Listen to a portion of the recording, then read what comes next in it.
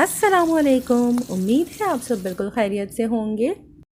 आज मैं आप लोगों के साथ चंद मेमनी रेसिपीज़ शेयर कर रही हूँ जो कि इफ़्तार में बहुत ज़्यादा शौक़ से खाई जाती हैं और हर फैमिली का अपना एक टेस्ट होता है और रेसिपीज़ थोड़ी बहुत आगे पीछे होती हैं, बट आज मैं आप लोगों के साथ अपनी रेसिपीज़ शेयर कर रही हूँ। रेसिपीज़ स्टार्ट करने से पहले अगर अब तक आपने मेरे चैनल को सब्सक्राइब नहीं किया तो प्लीज़ सब्सक्राइब कर लीजिए। तो आइए शुरू करते हैं। सबसे पहले मैं आप लोगों के साथ शेयर कर रही हूँ मेमनी ट्रेडिशनल बाजरा आटे के कबाब की रेसिपी। इसमें मैंने हरे लहसुन का इस्तेमाल किया है जिसका सीज़न नहीं है अभी, और वैसे भी इसकी तासीर गर्म है। रमज़ान में आप हरे लहसुन को ओमिट कर दीजिएगा। इसके अलावा बाजरा आटे की जगह पर आप इसके अंदर नॉर्मल गेहूँ का आटा जो रोटी बनाने के लिए इस्तेमाल किया जाता है वो भी यूज़ कर सकते हैं। क्योंकि बाजरा आटे की तासीर भी गर्म है इसलिए आप उसको सब्सटीट्यूट कर सकते हैं, लेकिन जब आप बाजरा आटे के साथ तैयार करेंगे तो कबाब ऊपर से क्रिस्प होंगे और अंदर से सॉफ्ट होंगे, और जब आप गेहूं के आटे के साथ इसे तैयार करेंगे तो कबाब सॉफ्ट तैयार होंगे।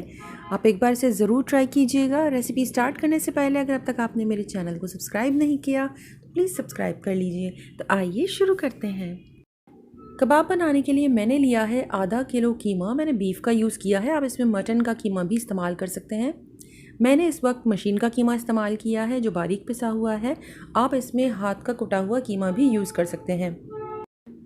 इसके अंदर मैं ऐड कर रही हूँ एक बड़े साइज़ का प्याज, इसे आप स्लाइस भी कर सकते हैं और चॉप भी। आधा कप भरकर हरा लहसुन, इसे फाइन चॉप कर लिया है। आधी गड्डी हरा धनिया, इसे भी चॉप कर लिया था, और अगर आपको पुदीना पसंद है तो 1/4 गड्डी पुदीने की पत्तियों को भी चॉप कर इसमें ऐड कर सकती हैं। एक बड़े साइज़ का टमाटर, इसे भी चॉप कर लीजिएगा और इसमें ऐड कर दें। साथ ही 1 खाने का चम्मच भरकर हरी मिर्च, अगर आपके पास पेस्ट मौजूद है तो पेस्ट की सूरत में ऐड कर दीजिए। मैंने फाइन चॉप कर ऐड की है। 1 चाय का चम्मच कुटी लाल मिर्च, 1 चाय का चम्मच लाल मिर्च पाउडर, या आप स्पाइसेस को अपने टेस्ट के हिसाब से कम ज़्यादा कर सकते हैं।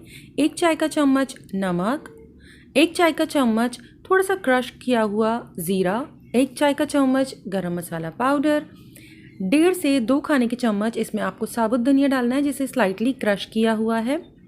आपको भूनने की ज़रूरत नहीं है ज़ीरा और धनिए को, इसे सिर्फ स्लाइटली क्रश कर लीजिएगा और फिर इसमें ऐड कर दें। तमाम चीज़ों को बहुत अच्छी तरह से मिक्स कर लीजिए। अच्छी तरह से मिक्स कर इसे आप कवर कर दीजिए और फिर आप इसे फ्रिज में रेस्ट करने के लिए रख दीजिए। अगर आपके पास कम टाइम है तब भी आप कोशिश कीजिएगा कि कम से कम इसे 45 मिनट का ज़रूर मैरिनेशन टाइम दें। अदरवाइज़ मैंने इसे सुबह में मैरिनेट कर रख दिया था और इसे मैंने डिनर के टाइम पर प्रिपेयर किया है। कवर करके जब मैंने इसे फ्रिज में रख दिया था, इसके बाद मुझे याद आया था मैंने इसके अंदर अदरक का पेस्ट ऐड नहीं किया है, तो दोबारा से मैंने इसे निकाल कर 1 चाय का चम्मच भर कर इसमें अदरक का पेस्ट शामिल कर दिया था और इसे भी अच्छी तरह से मिक्स कर लिया है। और अगर आपके पास हरा लहसुन नहीं है या सीज़न में हरा लहसुन मौजूद नहीं है तो आप हरे लहसुन की जगह पर इसमें 1 चाय का चम्मच भर कर लहसुन का पेस्ट शामिल कर दीजिएगा। कीमे को मैरिनेट करने के लिए मैंने दोबारा से फ्रिज में रख दिया था, और जिस वक्त मुझे इसे फ्राई करना था उस वक्त मैंने इसे निकाला है फ्रिज से और इसके अंदर ऐड किया है 1 अंडा। साथ ही मैं इसके अंदर ऐड कर रही हूँ 6 से 7 खाने के चम्मच बाजरे का आटा भरकर मैंने इसमें ऐड किया है, और तमाम चीज़ों को अच्छी तरह से मैं मिक्स कर रही हूँ। अगर आपको लगता है कि डो थोड़ा सा ड्राई हो रहा है और आटा ज़्यादा है तो फिर आप इसके अंदर थोड़ा थोड़ा पानी का छींटा डाल सकते हैं और इस तरह से इसे बहुत अच्छी तरह से गूंद लीजिए कि बहुत अच्छा सा ये डो टाइप मिक्सचर प्रिपेयर हो जाए। और अगर आपको लग रहा है कि थोड़ा सा गीला है, क्योंकि अगर ये थोड़ा सा भी इसमें मॉइस्चर ज़्यादा हुआ तो फिर ये तेल में जाकर कबाब बिखर जाएंगे, तो आप इसमें मज़ीद आटा ऐड कर सकते हैं। और फ्राई करते वक्त आप कबाब का थोड़ा थोड़ा सा मिक्सचर हाथों में उठाकर, जिस तरह हम पकोड़े का मिक्सचर उठाकर तेल में डालते हैं, इस तरह से छोटे साइज़ के मिक्सचर लेकर हाथों में और आप डीप फ्राई करने के लिए गर्म तेल में डाल दीजिएगा। इसे इस तरह से जैसे मैंने अभी दिखाया रोल आउट करना और स्मूथ कर देते हैं हम इसका, कोफ्ते वगैरह में जिस तरह हम करते हैं वैसा इसका टेक्सचर को नहीं करना है। इसे ऊपर से बिल्कुल स्मूथ नहीं करना है, इसे बस आप उठा कर और तेल के अंदर डालते जाएँ। बाजरा आटे की तासीर गर्म होती है, कुछ लोगों को ये सूट नहीं करता है, तो आप इसकी जगह पर घर में जो मौजूद गेहूं का आटा होता है जो हम चपाती या रोटी बनाने के लिए इस्तेमाल करते हैं उसके साथ भी इस रेसिपी को फॉलो कर सकते हैं। इसके बाद आप गरम तेल के अंदर पहले तेल को गरम कर लीजिएगा। इसके बाद दोबारा से फ्लेम को थोड़ा सा स्लो कर दें और इसके बाद इसके अंदर कबाब डाल दीजिएगा। कबाब डालने के बाद फ़ौरन इसे टच मत कीजिएगा, अदरवाइज़ ये बिखर जाएंगे। और बेहतर है कि आप पहले एक कबाब फ्राई कर देख लीजिए, अगर वो बिखर रहे हों तो इसके अंदर मज़ीद आटा ऐड कर दीजिएगा और लो मीडियम फ्लेम के ऊपर इसे कुक कीजिएगा, क्योंकि इसके अंदर हमने कच्चा कीमा यूज़ किया है। तो कीमा अच्छी तरह से अंदर कुक हो जाए। जब एक साइड अच्छी तरह से पक जाए और अच्छा कलर आ जाए, इसके बाद आप इसकी साइड को चेंज कीजिए और दोबारा से इसे छोड़ दीजिए कुक होने के लिए, जब तक कि अच्छी तरह से पूरा कबाब पर इवन कलर आ जाए। और आप कबाब को निकाल कर किचन टॉवल के ऊपर रख दीजिए ताकि एक्सेस ऑयल इसका एब्जॉर्ब हो जाए। इसी तरह से आप तमाम कबाब तैयार कर लीजिए और इसे अपनी पसंदीदा किसी भी सॉस के साथ सर्व कीजिए। कुछ लोग इसे मैरिनेट करते हुए सिर्फ स्पाइसेस ऐड करते हैं और इसे मैरिनेट करने के लिए रख देते हैं। और जिस वक्त आपको कबाब तैयार करना होता है, मैंने जिस स्टेज पर इसमें अंडा और आटा मिक्स किया था, उसी स्टेज पर जितनी भी हमने इसमें वेजीज़ ऐड की हैं उस वक्त इसमें ऐड की जाती हैं और फिर इसे अच्छी तरह से मिक्स कर कबाब तैयार किए जाते हैं। बहुत मज़ेदार कबाब हैं, प्लीज़ एक बार ज़रूर ट्राई कीजिएगा। अब जो रेसिपी मैं आप लोगों के साथ शेयर कर रही हूँ, ये है बीफ के समोसे या कीमे के समोसे, जो कि मेमन फैमिलीज़ में इफ्तार में बहुत ज़्यादा पसंद किए जाते हैं और बहुत शौक़ से खाए जाते हैं। मैंने यहाँ पर छोटे साइज़ के समोसे तैयार किए हैं, लेकिन आप रेगुलर और साइज़ की मांडा पट्टी को यूज़ करके रेगुलर समोसा भी तैयार कर सकते हैं। मांडा पट्टी की रेसिपी भी ऑलरेडी मेरे चैनल पर मौजूद है। सबसे पहले पैन में मैंने शामिल किया है 1 पाव बीफ का मशीन से निकला हुआ कीमा। साथ ही मैंने शामिल किया है 1 कप पानी, 1 चाय का चम्मच अदरक लहसुन का पेस्ट, आधा चाय का चम्मच हल्दी पाउडर, आधा चाय का चम्मच नमक या हस्बे जायका, 2 छोटी हरी मिर्चों को मैंने फाइन चॉप कर लिया है, वो भी इसमें शामिल कर दी हैं।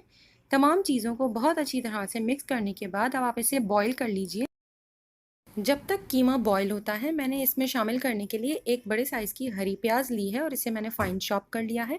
इसका आपको हरा पार्ट भी शामिल करना है। साथ ही आप रेगुलर प्याज को भी चॉप कर लीजिए। तकरीबन 1 कप के बराबर हमें रेगुलर प्याज चाहिए। कीमे को इतनी देर तक कुक करना है जब तक कि कीमा अच्छी तरह से गल जाए और इसका सारा पानी खुश्क हो जाना चाहिए। आप पानी अपने हिसाब से भी इसमें एडजस्ट कर सकते हैं। एंड में इसकी भुनाई करते हुए इसको कंप्लीट ड्राई कर लीजिएगा। इसके बाद चूल्हा बंद कर दें और इसमें शामिल करें आधा चाय का चम्मच भरकर चाट मसाला, आधा चाय का चम्मच भरकर भुना कुटा ज़ीरा, आधा चाय का चम्मच गरम मसाला पाउडर, 1 से 1.5 चाय का चम्मच कुटी हुई लाल मिर्चें। तमाम चीज़ों को बहुत अच्छी तरह से मिक्स कर लीजिए। कीमे को कुछ देर के लिए छोड़ दीजिए जब तक कि वो रूम टेम्परेचर पर आ जाए। मैंने अपना टाइम सेव करने के लिए इसे बड़े बाउल में शिफ्ट कर दिया है। जब कीमा थोड़ा ठंडा हो जाए तो इसमें शामिल कीजिए 1 कप प्याज, 1 अदद हरी प्याज, 2 खाने के चम्मच के बराबर पुदीना और 2 खाने के चम्मच के बराबर हरा धनिया। तमाम चीज़ों को अच्छी तरह से मिक्स कर लें और एक साइड पर रख लें। समोसों को सील करने के लिए थोड़े से पानी और आटे के साथ एक पेस्ट तैयार कर लीजिए। मैंने बाज़ार से ही छोटे साइज़ के समोसे की पट्टियाँ बाय की हैं। अगर आप घर पर समोसा पट्टी बनाना चाहते हैं तो मैं ऑलरेडी अपने चैनल पर वीडियो अपलोड कर चुकी हूँ। समोसे को ट्रायंगल फोल्ड करने के बाद इसमें कीमे की फिलिंग भरिए और इसे कंप्लीट फोल्ड करते हुए आखिर में इसके ऊपर आटे का पेस्ट लगाइए और इसे सील कर दीजिए। इसी तरह से तमाम समोसे तैयार कर लीजिए।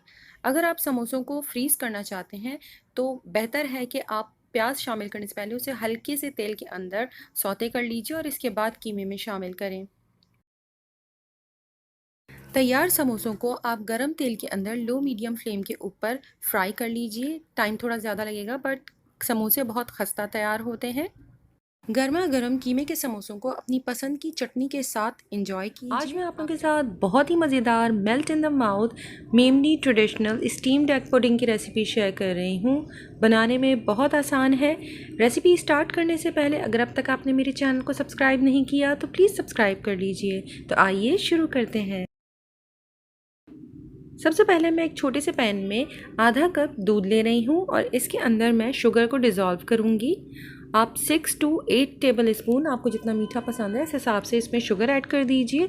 मैं इसे बस इतना ही वार्म करूँगी कि शुगर इसमें ईज़िली डिज़ोल्व हो जाए। आप शुगर की जगह पर इसमें कंडेंस्ड मिल्क का भी इस्तेमाल कर सकते हैं। शुगर हटाकर आप इसमें तकरीबन हाफ़ कप तक कंडेंस्ड मिल्क यूज़ कर लीजिए। फिर आपको ये स्टेप करने की ज़रूरत नहीं है। शुगर डिज़ोल्व होने के बाद मैंने दूध को चूल्हे से हटाकर रख दिया था। अब मैं इसका स्टीमर तैयार कर रही हूँ। इसके लिए मैंने एक बड़े साइज़ का पैन लिया है और उसमें पानी फिल कर रख दिया है, जिसके ऊपर हमें इस एग पुडिंग की ट्रे रखनी है। ट्रे की साइज़ के हिसाब से ही आप पैन लीजिएगा और पानी इसमें इतना होना चाहिए जो पैन को ऊपर जो डिश हमने रखी है उसको टच ना करे। डिश हटाकर मैंने पानी को बॉईल होने के लिए छोड़ दिया है। अब मिक्सचर प्रिपेयर करने के लिए मैंने लिए हैं 6 अंडे। इसमें ऐड किया है चीनी मिला हुआ दूध और इसके अलावा 1.5 कप दूध एक्स्ट्रा ऐड किया है। टोटल 2 कप दूध इसमें इस्तेमाल होगा। आधा चाय का चम्मच वनीला एसेंस, आप इसकी जगह पर इलायची का पाउडर भी इस्तेमाल कर सकते हैं, और थोड़ा सा येलो फूड कलर। तमाम चीज़ों को बहुत अच्छी तरह से ब्लेंड कर लीजिए। आप चाहे बड़े बोल में निकाल कर इसे हैंड ब्लेंडर से ब्लेंड कर लीजिए। अब पानी बॉईल होने के बाद मैंने इसके ऊपर डिश रख दी है। इसे मैं स्लाइटली सा ग्रीस कर रही हूँ, बिल्कुल ऑप्शनल है, आप करना चाहें तो कर लीजिए, मैं हमेशा करती हूँ। अब इस ग्रीस डिश में जो बैटर हमने तैयार किया है एग पुडिंग का, उसे मैं छन्नी से छान कर इसके अंदर डाल रही हूँ, ताकि अगर एग का कोई लम्प रह गया हो तो वो इसमें रिमूव हो जाए। ऊपर से थोड़ा सा केसर या ज़ाफ़रान आप क्रश कर स्प्रिंकल कर दीजिए और इसे कवर कर 20 मिनट तक हमें इसे स्टीम पर कुक करना है। 20 मिनट के बाद आप इसे लिड हटाकर चेक कर लीजिए। तो कोई भी टूथपिक या छुरी अंदर इंसर्ट कीजिए। अगर अब वो बिल्कुल गीली है तो इसका मतलब आपको मज़ीद कुक करने की ज़रूरत है। मुझे लग रहा है कि मुझे सिर्फ 1 से 2 मिनट मज़ीद कुक करने की ज़रूरत है। मैंने इसके ऊपर थोड़े से बादाम पिस्ते स्प्रिंकल कर दिए हैं और इसे मज़ीद 1 से 2 मिनट के लिए कुक कर लिया है। साथ ही एक टिप आप लोगों को बता दूं कि जब हम लिड इसके ऊपर कवर करते हैं, वो भाप की वजह से उसके ऊपर पानी बन जाता है, और जब वो ज़्यादा क्वांटिटी में हो जाता है तो वो पुडिंग के ऊपर ड्रिप करता है, जिसकी वजह से पुडिंग का टॉप थोड़ा सा गीला रहता है। तो आप वक्फे वक्फे से लिड हटाकर अगर उसके ऊपर पानी है तो किसी भी किचन टॉवल या टिश्यू पेपर से उसे ड्राई कर दोबारा से कवर कर दीजिएगा। पुडिंग जब डन हो जाए तब आप इसे काउंटर पर रहने दीजिए, और जब वो रूम टेम्परेचर पर आ जाए तब आप इसे फ्रिज में रखें और इसे 4 से 5 घंटे अच्छी तरह ठंडा करने के बाद अब मैं इसके पीसेस कट कर रही हूँ। पहले मैंने साइड्स को रिमूव किया और इसके बाद इसके स्क्वायर पीसेस कट कर लिए हैं। स्टार्ट में मैंने आप लोगों को बताया था कि दूध मैंने पहले आधा कप में चीनी को डिज़ोल्व किया है। मैंने सारे दूध के साथ इसलिए शुगर डिज़ोल्व नहीं की ताकि उसे ठंडा होने में इस तरह ज़्यादा टाइम लग सकता था। इसमें कुछ लोग प्लेन केक का क्रम भी यूज़ करते हैं। बेकरीज़ पे जो सिंगल सर्विंग स्मॉल केक्स मिलते हैं, आप वो केक ले लीजिए और उसको बिल्कुल हाथों की मदद से फ़ाइन क्रम बना लीजिए, और इसमें 6 अंडे की जगह पर 5 अंडे ले लें और एक केक का क्रम इसमें ऐड कर दीजिए और इसी तरह से इसे स्टीम में कुक कर लें। बहुत मज़ेदार पुडिंग तैयार होती है, प्लीज़ ज़रूर ट्राई कीजिएगा। मुझे उम्मीद है ये आप लोग को ज़रूर पसंद आएगी। रेसिपी अगर इफ्तार दस्तरखान पर चाट ना हो ऐसा कैसे मुमकिन है, तो मैं आप लोगों के साथ शेयर कर रही हूँ मेमनी काले चने के चाट। सबसे पहले पैन में मैंने 1/4 कप तेल गरम किया है और इसमें मैं शामिल कर रही हूँ आधा कप चॉप की हुई प्याज। आप इस स्टेज पर इसके अंदर कड़ी पत्ते भी शामिल कर सकते हैं। प्याज जैसे ही थोड़ी सी सॉफ्ट हो जाए, तकरीबन 2 से 3 मिनट तक आप इसे फ्राई कीजिए, इसका कलर चेंज नहीं होना चाहिए। इसके बाद इसमें मैं शामिल कर रही हूँ काले चने। इन्हें मैंने 2 से 3 घंटे तक सोडा डालकर भिगो कर रख दिया था और इसके बाद वॉश कर नए पानी के साथ बॉईल कर लिया है। साथ ही मैंने इसमें 2 उबले हुए आलू शामिल किए हैं, जिन्हें मैंने छोटे टुकड़ों में काट लिया था। अब इन्हें 2 से 3 मिनट तक अच्छी तरह से सौते कर लीजिए। इसके बाद इसमें शामिल करें 1/4 चाय का चम्मच हल्दी, 1 चाय का चम्मच कुटी लाल मिर्चें, आधा चाय का चम्मच भुना कुटा ज़ीरा, 2 चाय के चम्मच भुना कुटा धनिया, 1 चाय का चम्मच लाल मिर्च पाउडर, 1 चाय का चम्मच नमक, 2 खाने का चम्मच चीनी, 1 चाय का चम्मच चाट मसाला। तमाम चीज़ों को बहुत अच्छी तरह से मिक्स कर लीजिए ताकि मसाला अच्छी तरह से भुन भी जाए और चनों और आलू के ऊपर इसकी बहुत अच्छी सी कोटिंग हो जाए। 2 से 3 मिनट के बाद मैंने इसके अंदर इमली का पल्प शामिल किया है। आप आधा कप से लेकर 1 कप तक इसके अंदर इमली का पल्प शामिल कर सकते हैं। अब इसे इतनी देर तक कुक करना है कि पल्प अच्छी तरह से थिक हो जाए और तमाम मसाला चनों के ऊपर लग जाए। सबसे आखिर में इसके अंदर आप बारीक कटी हुई हरी मिर्चें और आधा कप हरा धनिया शामिल कर दीजिए। इस स्टेज पर आप इसके अंदर बारीक कटी हुई प्याज भी शामिल कर सकते हैं।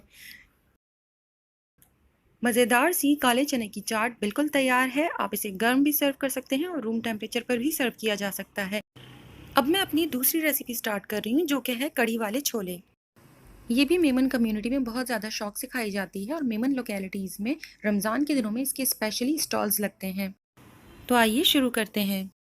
सबसे पहले एक बाउल में मैंने 1 पाव दही ली है और इसमें मैंने 4 खाने के चम्मच बेसन के शामिल कर लिए हैं और इसे हैंड विस्क की हेल्प से अच्छी तरह से मिक्स कर रही हूँ ताकि इसके अंदर कोई भी लंप बाकी ना रहे। जब ये पेस्ट बिल्कुल स्मूथ हो जाए तब आप इसके अंदर 2 से ढाई कप तक पानी शामिल कर दीजिए और इसे भी अच्छी तरह से मिक्स करने के बाद इसे एक साइड पर रख दें। अब एक पैन में मैंने 2 खाने के चम्मच तेल गरम किया है। तेल गरम हो जाए तो इसमें शामिल करें 15 से 20 कड़ी पत्ते। जब कड़ी पत्ते की बहुत अच्छी सी खुशबू आने लगी और वो कड़कड़ाने लगी तब आप इसके अंदर शामिल कर दीजिए 2 से 3 छोटे टुकड़ों में कटे हुए आलू और इसे भी अच्छी तरह से तेल में 2 से 3 मिनट के लिए फ्राई कर लें। इसके बाद मैंने इसमें शामिल किया है 1 चाय का चम्मच हल्दी पाउडर, 1 चाय का चम्मच कुटी लाल मिर्च, 1 चाय का चम्मच भुना कुटा ज़ीरा, 1 चाय का चम्मच नमक या हस्बे जायका, 1 चाय का चम्मच लाल मिर्च पाउडर। तमाम मसालों को आलू के साथ अच्छी तरह से फ्राई कर लीजिए तकरीबन 1 से 2 मिनट के लिए और अगर ज़रूरत हो तो 2 से 3 खाने के चम्मच इसमें पानी शामिल कर लीजिए ताकि मसाला जले नहीं। 2 मिनट के बाद मैंने इसमें 1 पाव उबले हुए काले चने डाल दिए हैं जिसे मैंने सोडा डालकर 2 से 3 घंटे के लिए भिगो दिया था और इसके बाद मैंने इसे दोबारा वॉश किया और नए पानी के साथ इसे उबाल लिया है। आलू और चनों को 2 से 3 मिनट के लिए फ्राई कर लीजिए। जब मसाला अच्छी तरह भुन जाए तब आप इसके अंदर आधा कप से 3/4 कप तक पानी शामिल करें और इसे कवर कर कर कुक कर लीजिए ताकि आलू अच्छी तरह से गल जाए। जब आलू अच्छी तरह से गल जाए तब आप इसके अंदर दही और बेसन का जो मिक्सचर हमने तैयार कर कर रखा हुआ है वो शामिल कर दीजिए और इसे पहला उबाल आने तक मुस्तकिल चम्मच चलाते हुए कुक करें। अगर कढ़ी को पहला उबाल आने तक अगर आप मुस्तकिल चम्मच चलाते रहेंगे तो फिर बहुत स्मूथ कढ़ी तैयार होती है और दही के फटने के चांसेस बहुत कम हो जाते हैं। जब कढ़ी में बॉईल आ जाए तब आप इसे हल्की आंच के ऊपर कुक होने के लिए छोड़ दीजिए। जब कढ़ी गाढ़ी होने लगे तब आप इसके अंदर शामिल कर दीजिए आधा कप इमली का गाढ़ा पल्प और इसे भी अच्छी तरह से मिक्स कर लें। कढ़ी को आप मज़ीद 5 से 6 मिनट के लिए कुक होने के लिए रख दीजिए। कढ़ी की कंसिस्टेंसी को आप अपने हिसाब से एडजस्ट कर लीजिएगा। इसमें अगर आपको ज़रूरत हो तो पानी बढ़ा लें क्योंकि समटाइम्स बेसन अपने अंदर ज़्यादा मॉइस्चर एब्जॉर्ब करता है तो उसमें ज़्यादा पानी की ज़रूरत होती है। कढ़ी वाले छोले भी चाट ही की कैटेगरी में आते हैं बट इसे गर्म सर्व किया जाता है। सिंगल सर्विंग के लिए आप इसे किसी गहरी डिश या फिर प्यालों में सर्व कीजिए और ऊपर से पापड़ी और हरा धनिया स्प्रिंकल कर दें। अगर ये रेसिपीज़ आपको पसंद आए तो प्लीज़ लाइक शेयर कमेंट कीजिएगा और मेरे चैनल को सब्सक्राइब करना मत भूलें। अपना और अपनों का बहुत ख्याल रखें। अल्लाह हाफ़िज़।